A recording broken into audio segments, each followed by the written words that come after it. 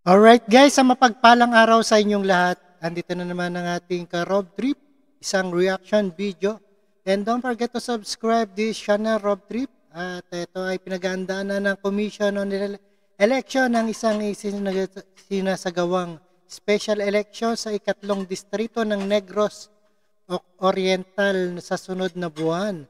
Ang halalan ay para sa bakanteng pwesto na spelled congressman na si Arnolfo Teves Jr. at isang special polls para sa bakanteng pwesto ni ex-congressman Teves. At panoorin po natin ang buong detalye. Idadao sa December 9 yan ng COMELEC. At panoorin po natin. Mataas na rin po yung paghahanda namin. In fact, ngayon nakafocus na kami kaya tayo magpapamiting din ngayong hapon.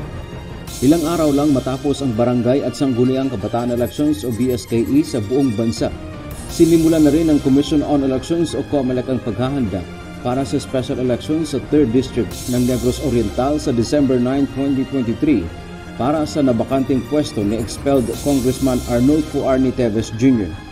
Magsisimula ang election period sa November 9 at tatagal hanggang December 24, 2023. Magkakaroon ng 3 araw na paghahain ng Certificates of Candidacy o COCs mula November 6 hanggang 8, 2023 sa tanggapan ng Provincial Election Supervisor.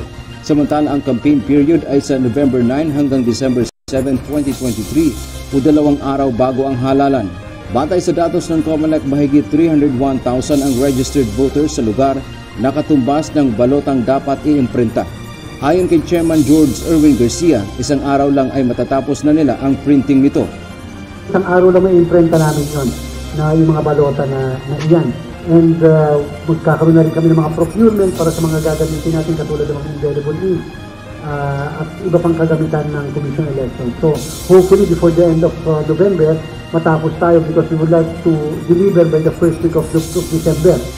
Dagdag pa ni Garcia, plano rin nilang isa sa ilalim sa COMELEC control ang ikatlong distrito ng Negros Oriental kaugnay ng isasagawang halalan doon. Samantala inihayag ni Garcia, itutuloy-tuloy na rin nila ang pagsasagawa ng mall voting, early voting sa mga susunod na halalan. Sa ulat ng COMELEC, umabot sa mahigit 60% ang voter turnout sa mall voting at marami rin ang nag-avail sa early voting. Paliwanag ng komisyon, maalwan ang pagboto sa mga mall dahil sa laki ng espasyo. Hindi na rin dapat makikipagsiksikan ang mga nasa vulnerable sector tulad ng buntis, matatanda at may kapansanan sa bulto ng mga botante kung bibigyan sila ng pagkakataon na unang makaboto. Sa ngayon, may nakabinbinding early voting bill sa Kongreso na suportado ng COMELEC. Dahil nga sa nakita at nakita nilang pagtangkili sa mga kababayan natin nakatatanda at mga may kapansanan sa early voting hours na sa Muntinlupa at sa Naga City, sabi niya talagang dapat ma-push na ang early voting law. Ibig sabihin, ilang linggo, ilang araw bago mag-eleksyon, makakaboto ang mga nakatatanda katulad din ng BIGA, PNP at saka Armed Forces of the Philippines. Target ng COMELEC na mas maraming ma-accommodate ng mall voting at early voting dahil pilot test lang ang ginawa noong nakaraang BSKE. Nais din ng COMELEC na maging automated na ang Barangay at Sangguniang Kabataan Elections o BSKE.